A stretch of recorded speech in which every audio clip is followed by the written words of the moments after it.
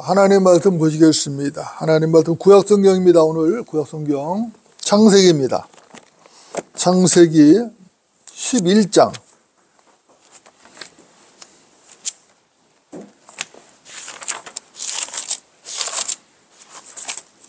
창세기 11장 3절과 4절입니다. 창세기 11장 3절과 4절.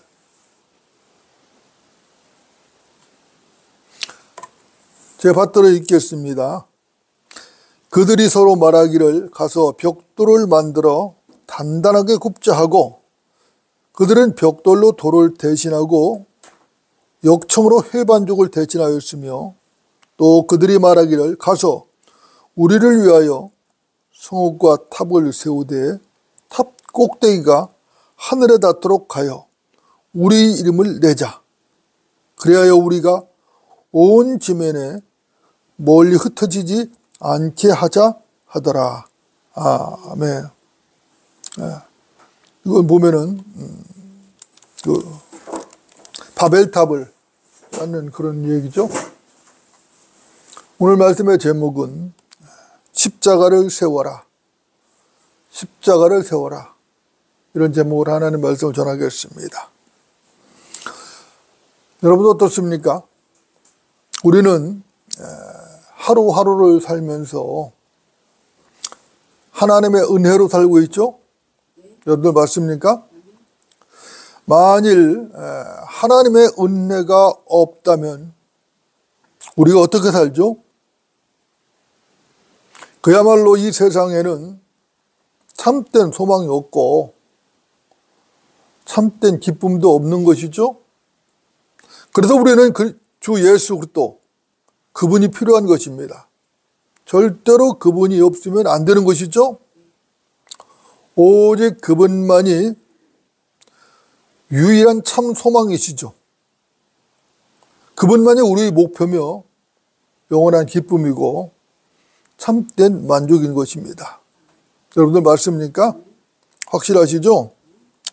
우리는 이 믿음으로 사는 것이에요.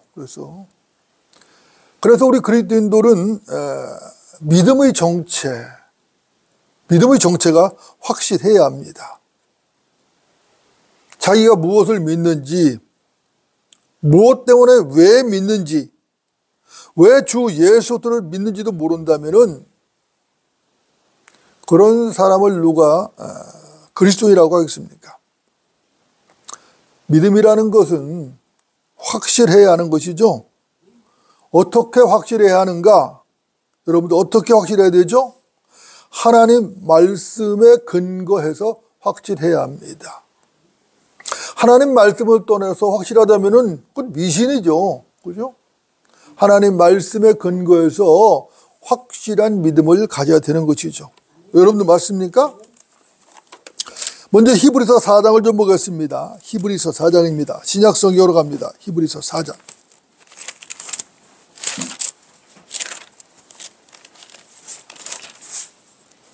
4장 14절부터 16절입니다. 히브리서 4장 14절부터 16절. 자, 제가 받들어 읽겠습니다.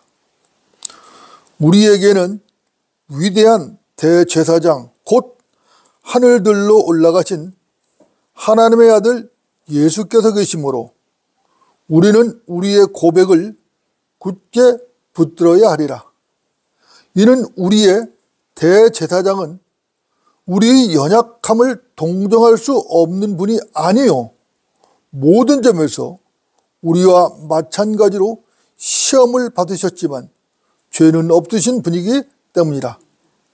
그러므로 우리가 은혜의 보좌로 담대히 나아가자. 이는 우리가 자비를 얻고 필요한 때에 도우시는 은혜를 발견하기 위함이라. 아멘이죠. 네, 하나님 말씀 언제나 아멘입니다. 그죠? 여러분도 어떻습니까? 우리에게는 위대하신 한 대제사장이 계시죠? 이 본문은 히브리서입니다. 그죠? 여러분이 배우신 대로 히브리서라는 이 성경은 1차적으로 대환란 때의 환란 성도들에 적용이 되는 것이죠. 하지만 우리에게도 훌륭하게 적용이 될 수 있습니다. 주 예수 그리스도께서는 위대하신 대제사장이시죠. 그분은 위대하신 한 대제사장이십니다. 그리고 우리는 그분 아래에 있는 제사장들이죠. 그분은 대제사장이시고 우리는 그분 아래에 있는 제사장들이라고요. 그렇죠? 베드로전서 2장 5절은 말씀합니다. 그러나 너희는 선택받은 세대요 왕같은 제사장이며 거룩한 민족이요 독특한 백성이니 이는 너희를 어두움에서 불러내어 그의 놀라운 빛으로 들어가게 하신 분의 덕을 너희로 선포하게 하려는 것이니라 이렇게 말씀합니다. 그러니까 우리는 뭐예요? 왕같은 제사장이에요. 그죠? 여러분도 어떻습니까? 진리라는 것, 하나님의 말씀이 진리인데 하나님의 말씀인 이 진리는 언제나 분명하고 명쾌하죠? 거듭난 우리는 무슨 제사장이라고요? 왕같은 제사장들입니다. 검은 제의를 입은 카톨릭 제사장들은 성경에서 말씀하시는 그런 제사장들과는 아무 상관도 없는 사람들이죠. 그들이야말로 우상 숭배자들이죠. 그죠? 온갖 형상들을 숭배하는, 그죠? 우상 숭배자들이라고. 여러분도 어떻습니까? 우리는 제사장들인데 우리가 무슨 제사장들이냐면은 우리는 왕같은 제사장들이라고 분명히 말씀드렸어요.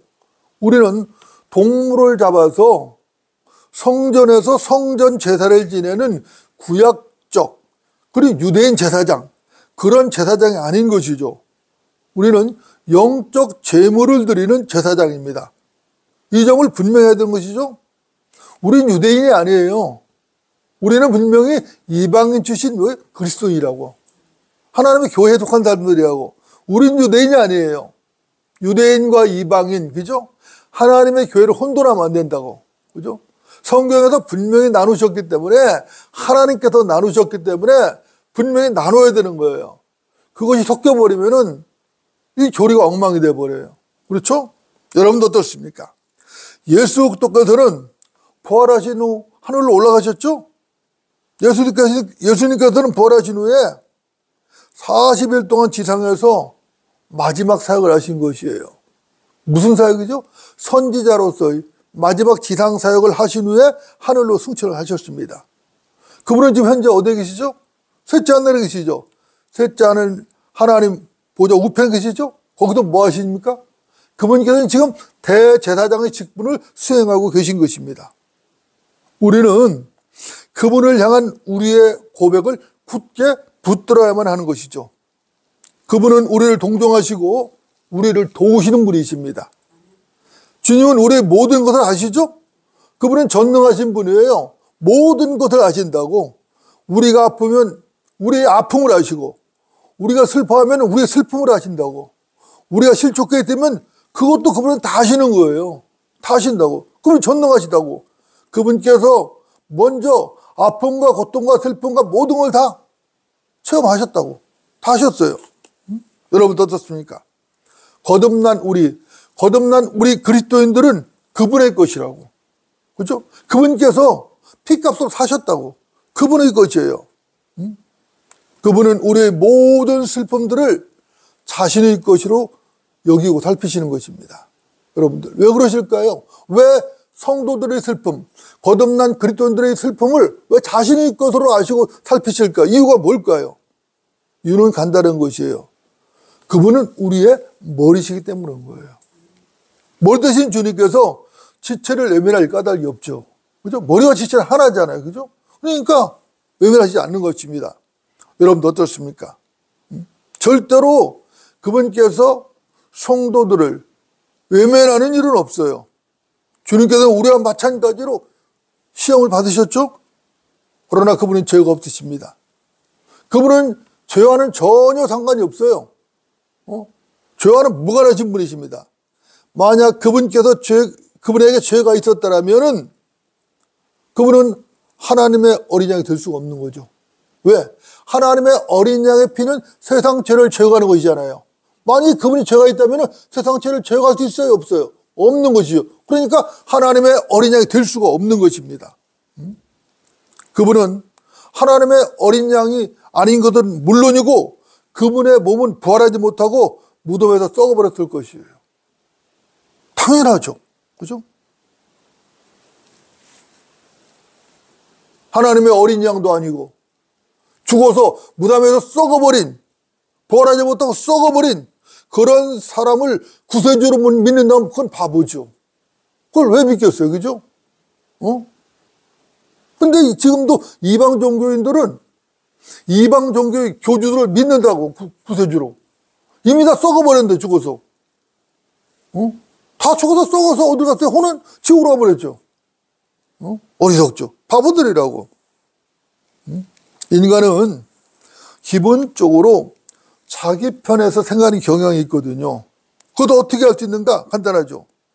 사람들은 자기가 어떤 고난에 처하면 마치 자기만 고난을 당하는 것으로 생각을 하기 일쑤입니다. 자기가 어떤 고난을 받는다 그러면 자기만 당한 생각하는 거예요. 그래서 나만큼 이렇게 혹독하게 고난받는 사람은 없을 거라고 생각하는 것이죠. 하나님도 내 고통을 이해하지 못할 거라고 생각하는 것이죠. 내가 지금 얼마나 고난을 당하고 고통스러운데 하나님도 이 고통을 모를 거야. 정말 죽고 싶어. 정말 죽고 싶어. 차라리 죽었으면 좋겠다 이렇게 말하는 것이죠. 그러나 이것도 명백한 착각이에요. 여러분 어떻습니까? 성도라면은 마땅히 고난을 당하죠. 세상 사람들도 고난을 당하지만은 성도라면 특별한 고난을 당한다고. 고통을 당할 수밖에 없어요. 세상에서 살면서 고통이 없다면 그 사람 성도가 아니라고 할 수밖에 없죠. 어떻게 고통이 없어요? 주님께서는 우리가 당하는 모든 고통을 익히 알고 계십니다. 주님께서는 우리가 당하신 고통을 이미 다 겪으셨어요. 주님께서는 사역을 시작하기 전에 마귀에게 3번의 시험을 받으셨죠? 3번의 시험을 받으셨다고. 여러분도 어떻습니까? 이 시험, 주님께서 광야에서 받은 이 시험은 아담 부부가 받은 시험과 정확히 일치합니다. 여러분들, 주님께서 받은 시험이 첫 번째가 뭐였죠? 첫 번째 시험은 내가 하나님의 아들이면 이 돌들에게 명하여 빵이 되게 하라는 것이에요. 내가 하나님의 아들이라면 정말로 그렇다면은 이 돌들에게 명해서 빵이 되게 하라는 것이에요. 이분도 이와 비슷한 시험을 받았죠? 이분은 손과 지식의 나무를 쳐다보니까 어떻게 먹음직했다고. 육신의 정욕이죠. 육신의 정욕입니다. 이분가 주님께서 두 번째 받은 그 시험은 내가 하나님의 아들이면 성전 꼭대기에서 뛰어내려 보라는 거예요. 내가 하나님의 아들이라면은 저 높은 성전에서 뛰어내려봐. 천사들이 받을 거야. 내가 하나님의 아들이면은. 그래서 무사할 거야. 이렇게 시험을 한 것이죠. 이분도 비슷한 시험을 받았죠? 안목의 정의가 시험입니다. 손과 지식의 나무를 쳐다보니까 어때요? 보기에도 즐거웠다 그랬어요. 보기에도 즐거웠다. 주님께서 3번째 받은 시험은 내가 내게 엎드려 경배하면은 내가 세상의 모든 나라들과 그것들의 영광을 내게 주겠다고 했거든요. 이것은 뭐예요?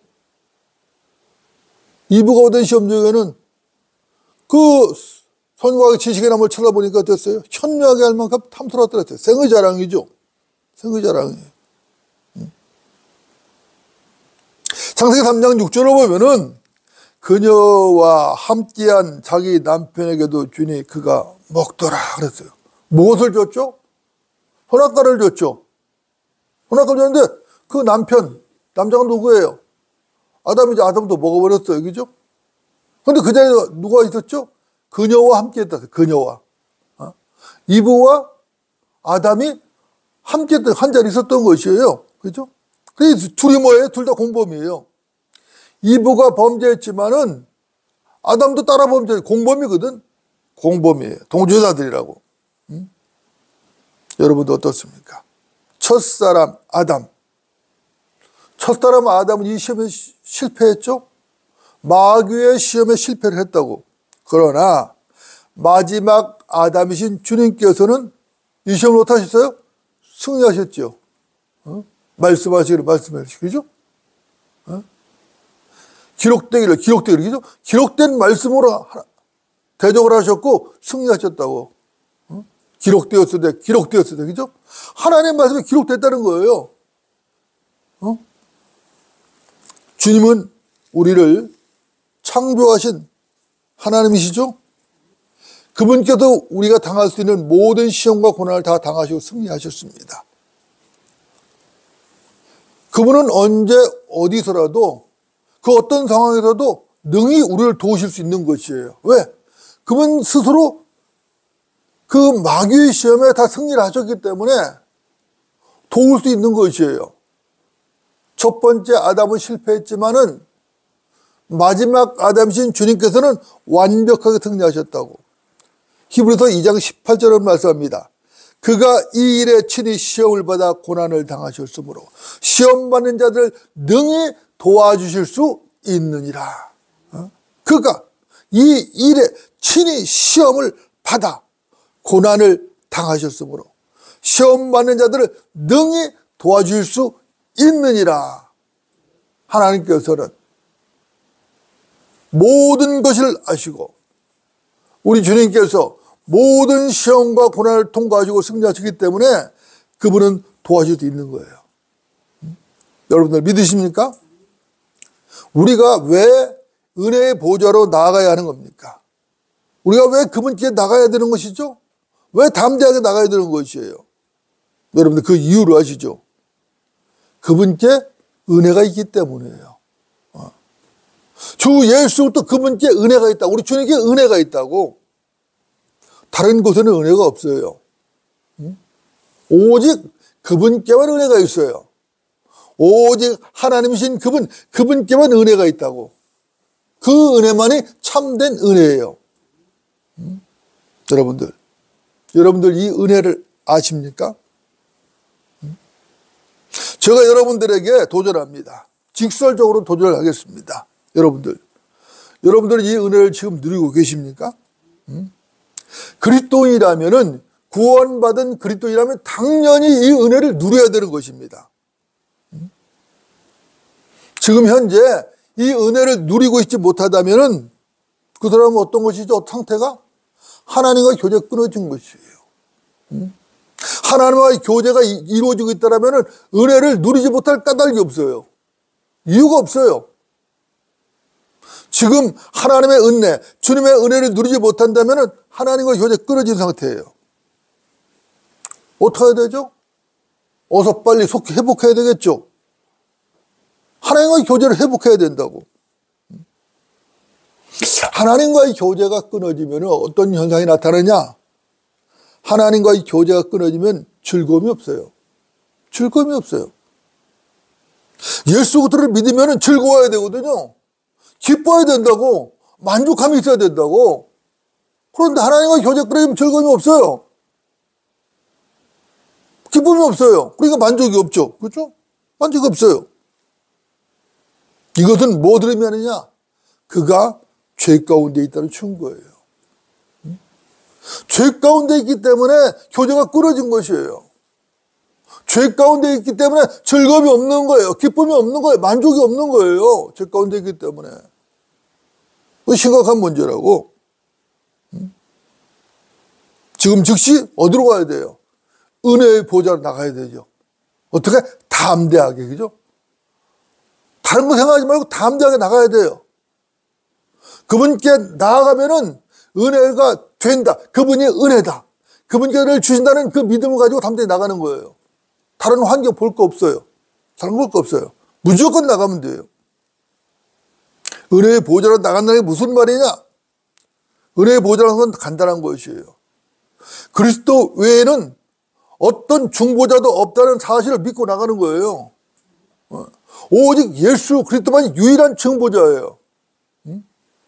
마리아나 신부나 교황은 말할 것도 없어요. 그런 자도 중보자가 될 수 없어요. 심지어 기독교 목사도 중보자가 될 수 없어요. 중보자는 오직 우리 주 예수 그리스도 그분 한 분뿐이에요. 거듭난 성도라면은 이미 하나님의 아들들이 된 사람이죠. 하나님의 아들들의 권세를 가진 사람이라고. 그렇다면 그냥 믿음으로 아버지께 나가면 돼요. 아들이 아버지께 나가는데 무슨 조건이 필요해요? 그냥 나가면 되는 거예요. 여러분도 어떻습니까? 누가복음 10장을 보면은 잃어버린 아들이 나와요. 그죠? 소위 탕자라고 그러죠. 그죠? 잃어버린 아들의 비유가 나오는데 그가 어떻게 아버지 집으로 돌아가는가? 다른 거 없어요. 내가 일어나서 내 아버지 집으로 가리라 하고 간 거예요. 그냥. 아버지 집을 떠나서 그야말로 곤경에 처해 있고 고난 가운데 있고 이제 곧 죽을 위치에 있지만은 그런 위험에 처해 있지만은 그런 고통 가운데 있지만은 다른 거 돌아볼 거 없이 내가 일어나서 아버지 집으로 가리라 말이에요. 내 아버지 집으로. 간 거예요. 이렇게 혈단한 집으로 돌아갔다고. 그거 어떻게 되었죠? 천대를 받았나요? 박대를 받았나요? 아니죠. 환대를 받았죠. 그죠? 아버지가 달려가서 목을 쥐어놨죠? 입을 맞췄어요. 가장 좋은 옷을 입혔어요. 가락지를 끼워줬죠? 신발을 신겼어요. 살진 송아지를 잡아서 잔치를 베풀었다고. 노래를 부르고 춤을 추고 하마터면 잔치가 벌어졌다고. 여러분들 어떻습니까? 여러분들 아버지의 마음을 아시겠습니까? 우리 하나님 아버지가 어떤 마음으로 자기의 아들들을 기다리고 있는지 아시겠습니까? 우리에게는 하나님의 자비가 필요한 것입니다. 그것도 일시적인 자비가 아니라 지속적인 자비가 필요한 것이에요. 우리가 감사하고 또 감사하는 것은 우리에게 지속적인 자비가 필요한데 하나님의 자비는 영원히 지속된다는 것이에요. 참으로 감사하죠. 하나님의 자비가 일시적이고 이랬다 저랬다 조변석게 변하다 어떻게 되겠어요? 어떻게 되겠어요? 그러나 그렇잖아요. 하나님의 자비는 영원히 지속됩니다. 얼마나 감사한지 몰라요. 여러분들 어떻습니까? 참으로 감사하죠? 시편 136편을 보면은 감사하라 그의 자비가 영원히 지속됩니다. 감사하라 그의 자비가 영원히 지속됩니다. 감사하라 그의 자비가 영원히 지속됩니다. 이런 말이 26번이나 반복되고 있어요. 26번이나. 그러니 주님을 찬양하지 않을 수가 없는 것이에요. 우리 주님을 찬양을 할 수밖에 없는 것이라고. 여러분들 하나님의 자비, 하나님의 자비가 어디에 있죠?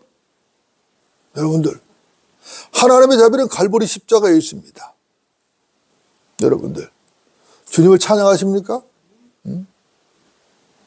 로마서 5장 8절은 말하죠. 우리가 아직 죄인이었을 때 그리스도께서 우리를 위하여 죽으심으로써 하나님께서는 우리를 향한 그의 사랑을 나타내셨느니라. 언제? 우리가 아직 죄인이었을 때 그리스도께서 우리를 위하여 죽으심으로써 하나님께서는 우리를 향한 그의 사랑을 나타내셨다라고 성경은 말씀하고 있는 것이에요. 우리가 죄인이었을 때예요. 여러분 어떻습니까? 그리스도의 십자가, 우리 주님께서 갈보리 언덕에서 지신 그 십자가는 우리를 향한 하나님의 사랑입니다. 우리를 향한 그 지극한, 극진한 하나님의 사랑이에요. 요한일서 3장 16절을 말씀합니다. 이로써 우리가 하나님의 사랑을 아노니 이는 그분이 우리를 위하여 자신의 생명을 내어놓으셨습니다. 이로써 우리가 하나님의 사랑을 아노니 이는 그분이 우리를 위하여 자신의 생명을 내어놓으셨습니다. 어디에서 내어놓으셨어요? 갈보리 십자가에다 내어놓으셨다고. 사람들이 사랑 말들을 많이 하지만 십자가의 사랑보다 더 위대한 사랑은 없습니다. 십자가의 사랑보다 더 감동적이고 더 순수한 사랑은 없습니다. 여러분은 그 사랑을 아십니까? 하나님의 그 사랑을 맛보고 감격과 감동으로 눈물을 흘리며 하나님을 찬양해 본 적이 있는 이 말인 것입니다. 그 위대하신 하나님의 사랑, 그 감동적이고 순수한 위대하신 사랑, 그 사랑에 감동이 되어서 눈물을 흘리고 찬양을 해본 적이 있는 이 말입니다. 여러분들 어떻습니까? 그때가 도대체 언제입니까? 기억이 나십니까? 그 사랑을 잊었다면 지금 현재 그 사람은 세상의 즐거움에 취하는 게 분명한 것이에요. 여러분도 어떻습니까? 구원받은 그리스도인은 하나님의 사랑을 잊을 수가 없죠? 하나님의 사랑을 잊을 수가 없어요. 어떻게 하나님의 사랑을 잊을 수가 있겠습니까? 여러분들, 우리는 결국 하나님의 사랑을 잊을 수 없죠? 하나님의 은혜를 헛되이 받지 않았다면, 하나님의 사랑을 알고 있고 하나님의 은혜를 헛되이 받지 않았다면 세상 즐거움에 취해서 희낙낙거리면서 하나님을 잊고 살 수는 없습니다. 결코 그럴 수 없어요. 하나님의 사랑을 다 잊어버리고 세상 즐거움에 취해서 그 즐거움에 취해서 희낙낙거리며 그렇게 살 수는 없는 것이에요.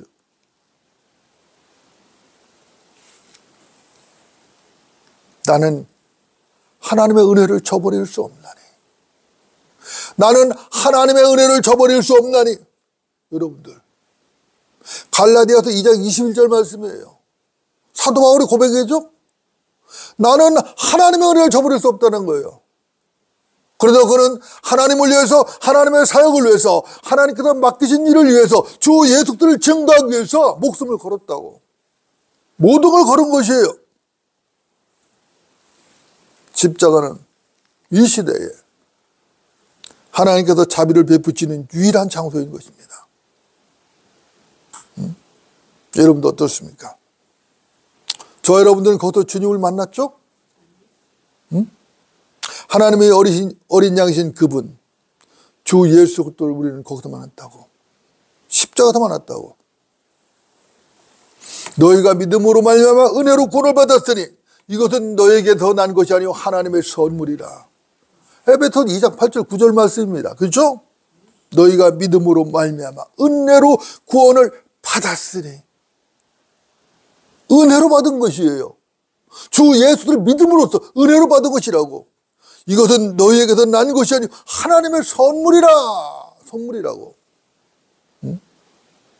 선물은 거저받는 것이에요. 돈을 주고 사는 거 아니에요. 대가를 치는 거 아니에요. 그 대가를 주님께서 다 치르셨어요. 우리가 치는 거 아니에요. 우리는 거저 받은 것입니다. 그래서 은혜의 선물이에요. 여러분 어떻습니까? 여러분들도 이 선물을 받으셨죠? 이 선물은 단순한 선물이 아닙니다. 이 선물은 값없이 거저 주신 선물이에요. 이 선물은 돈으로 살 수 없어요.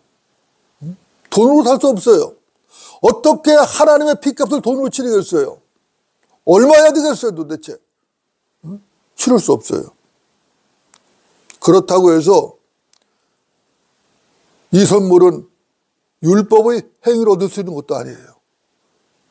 이것은 100% 선물이고 하나님의 은혜입니다. 여러분도 어떻습니까? 은혜는 행위가 아니죠? 행위 또한 은혜가 될 수 없어요. 진리는 언제나 분명하고 명쾌한 것입니다. 하나님의 말씀은 진리죠. 하나님의 말씀은 논쟁의 여지가 없어요. 논쟁의 여지가 없어요. 우리가 받은 구원은 하나님께서 값없이 주신 의의 선물이며 영원한 생명입니다.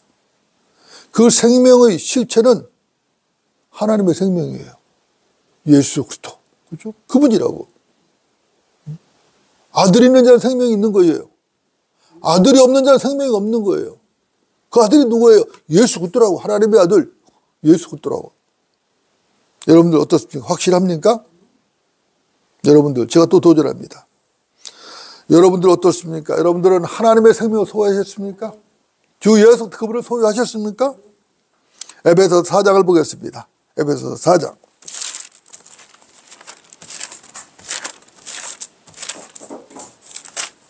4장 17절부터 20절까지입니다. 에베소서 4장 17절부터 20절까지.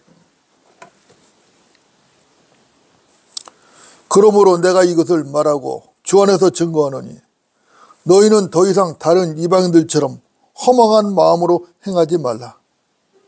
그들 마음의 완고함 때문에 그들 안에 있는 무지를 통하여 하나님의 생명에서 멀리 떨어졌고 그들의 명철은 어두워졌으며 감각을 상실하여 자신을 방탕에 내어주어 욕심으로 모든 불결한 것을 행하느니라. 그러나 너희는 그리스도를 그렇게 배우지 아니하였느니라.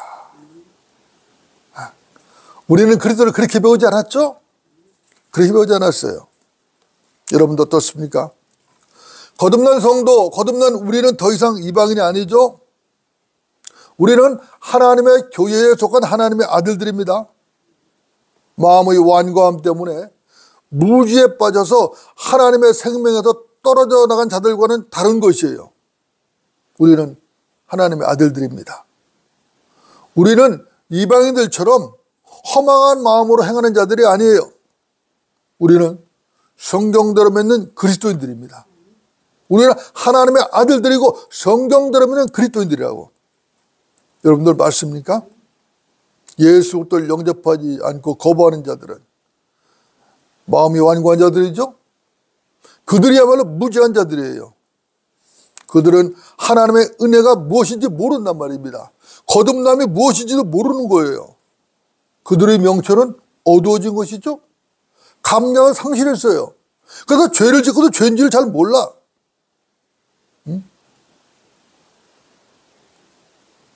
그런 자들의 삶이라는 건 뻔한 것이에요.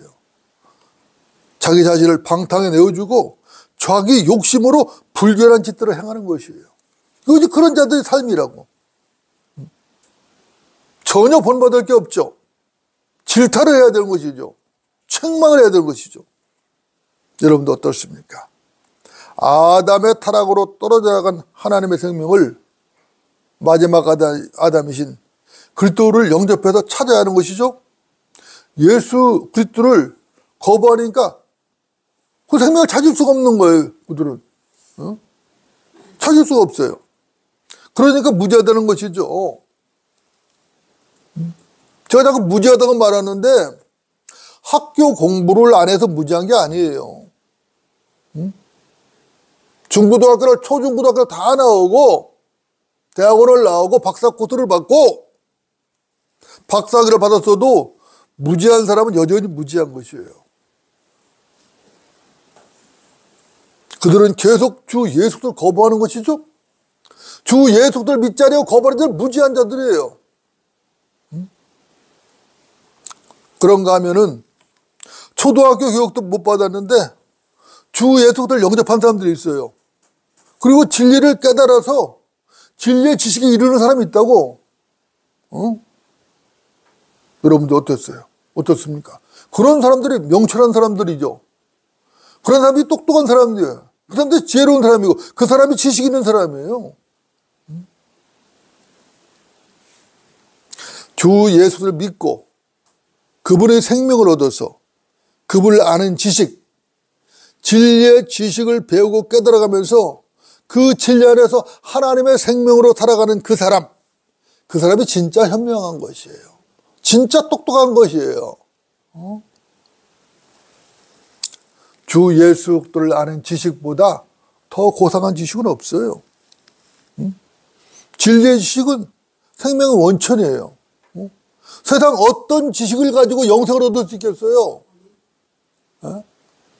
영어 단어를 많이 외워서 영어를 영어를 잘 구사하면 영생을 얻나요?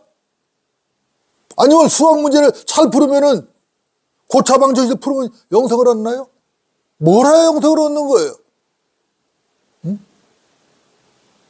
아니면 원자력 지식, 그 지식을 가지면 영생을 얻는 건가요? 우주 과학 지식을 알면, 천체에 관한 지식을 하면 영생을 얻는 거예요? 아니에요. 예수 그리스도를 아는 지식, 그 지식만이 영생을 얻는 길이에요. 그래서 그 지식이 가장 고상하다는 거예요. 세상 지식은 이 땅에 이틀 동안에만 필요한 것이에요. 다 끝나는 것이에요. 숨이 멎어버리고 죽어버리면은 모든 게 끝이에요. 아무리 박사학위를 몇 개씩 가지고 있다 해도 끝이에요. 노벨상을 받은 그러한 과학자를 할지라도 끝이에요. 노벨상을 받았으니까 영생 주나요? 천만의 말이에요. 천만의 말씀이에요. 오직 예수 그리스도를 아는 지식만이, 그 지식만이 가장 고상한 것이 생명의 원천이라고. 여러분 어떻습니까? 여러분들은 그리스도를 어떻게 배우셨습니까? 그리스도를 그리스도로 배우셨습니까? 그리스도를 그리스도로 배워야 된다고. 이건 매우 중요한 문제거든요. 그런데 요즘 교회들은 그리스도를 그리스도로 배우지 못한 사람이 너무 많다는 것이에요. 그리스도를 그리스도로 배워야 되는데 그리스도를 그리스도로 배우지 못한 것이에요. 누가 교회를 망치는가? 그런 자들이 교회를 망치는 것이에요. 그런 자들이 직분을 갖고 그런 자들이 목사를 하고 교회 노래를 하니까 분명히 건물 높이 십자가를 세워주는데 그들 마음에는 십자가가 없어요. 건물에는 높이 첨탑을 세우고 십자가 탑을 세우고 십자가를 세워놨어요. 그런데 그들 마음에는 십자가가 없다고. 여러분들 어떻습니까? 이런 기괴한 현상, 이런 기괴한 현상을 여러분들 어떻게 생각하십니까? 자, 이제 오늘 본문 창세기 11장을 보고 정리하겠습니다. 창세기 11장으로 돌아갑니다. 창세기 11장.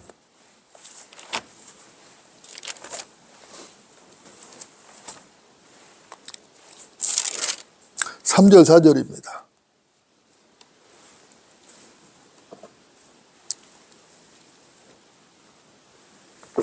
창세기 11장 3절 4절.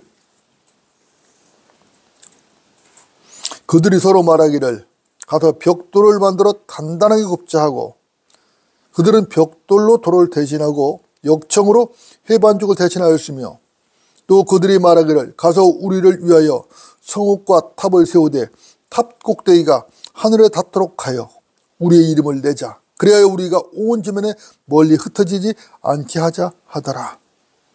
여러분 어떻습니까? 이 본문을 보면은 하나님이 필요 없는 사람들이 나왔어요. 하나님을 대적하는 자들이라고. 자, 하나님이 만드신 돌 대신에 자기들이 벽돌을 굽자고 하죠? 해반죽을 대신해 역청을 바른다고 합니다. 그것들을 가지고 그들이 무슨 짓을 한 것이죠? 무슨 짓을 했어요? 성읍을 세우고 바벨탑을 세웠다고. 그죠? 우리를 위하여 성읍과 탑을 세우자. 누구를 위해서? 우리를 위해서라고. 하나님을 위해서가 아니야. 우리를 위해서 성읍과 탑을 세우자. 탑 꼭대기가 하늘에 닿도록 하여 우리의 이름을 내자. 누구 이름을 내요? 우리의 이름을 내. 하나님의 이름 내는 게 아니라 우리 이름을 내. 우리가 온 지면에서 멀리 흩어지지 않게 하자.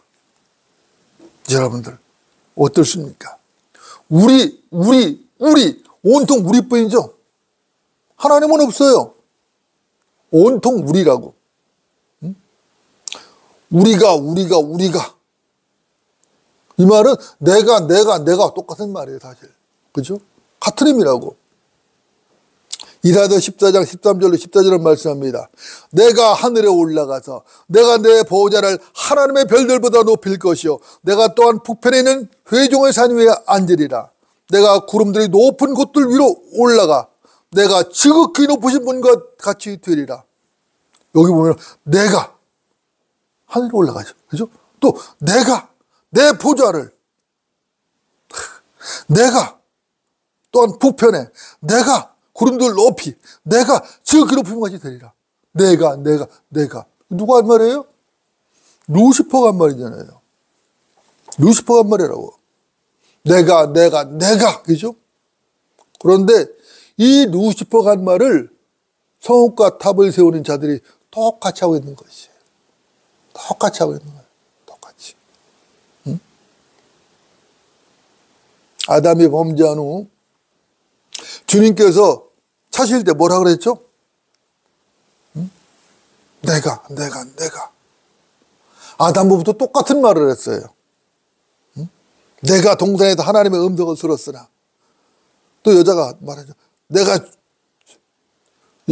남자가 말하죠.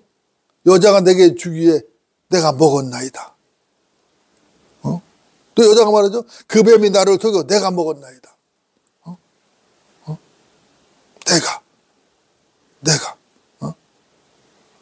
내가 먹었고.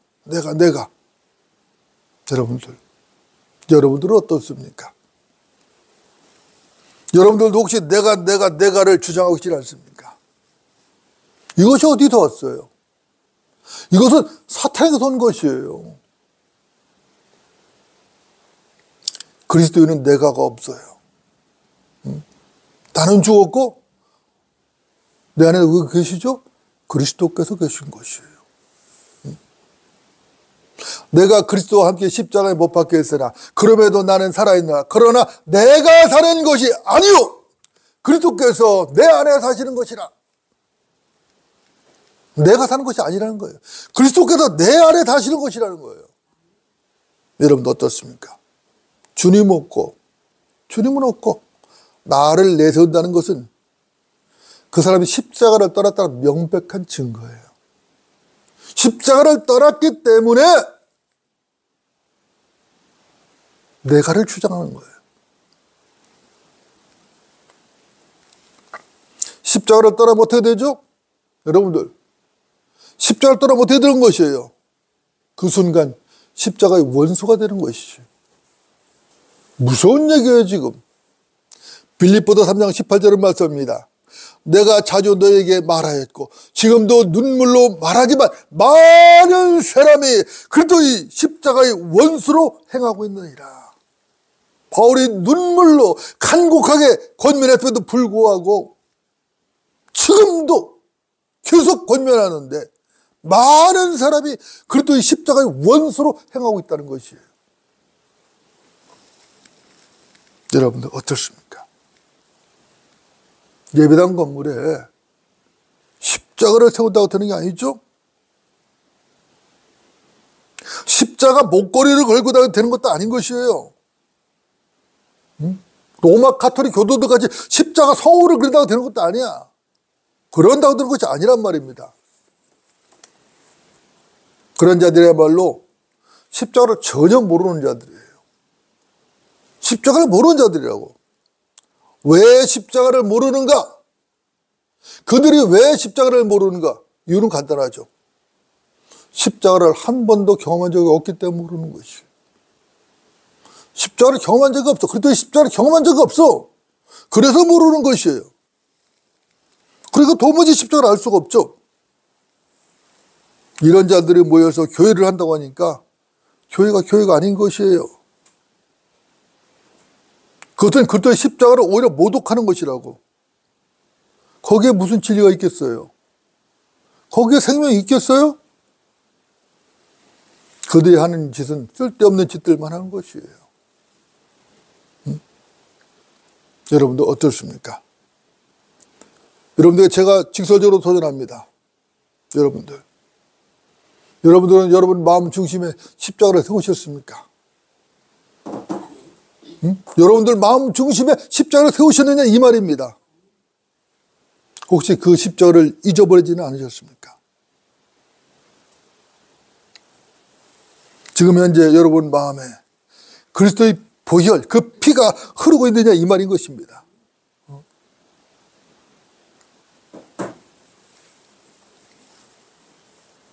우리는 우리 마음에 그리스도의 피가 흐르는 십자가를 굳건히 세워야 되는 것입니다. 이것을 잊으면 안 되는 것이에요.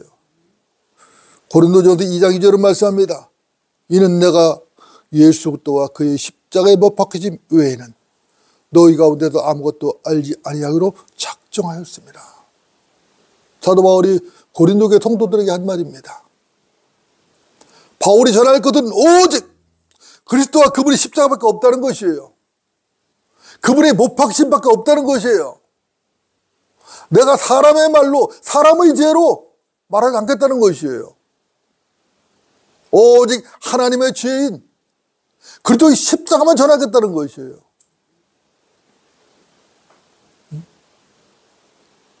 내가 복음을 부끄러워하지 아니하느니 이는 이 복음이 믿는 모든 사람을 구원에 이르기는 하나님의 능력이 됨이라. 첫째는 유대인에게요, 또한 헬라인에게로다.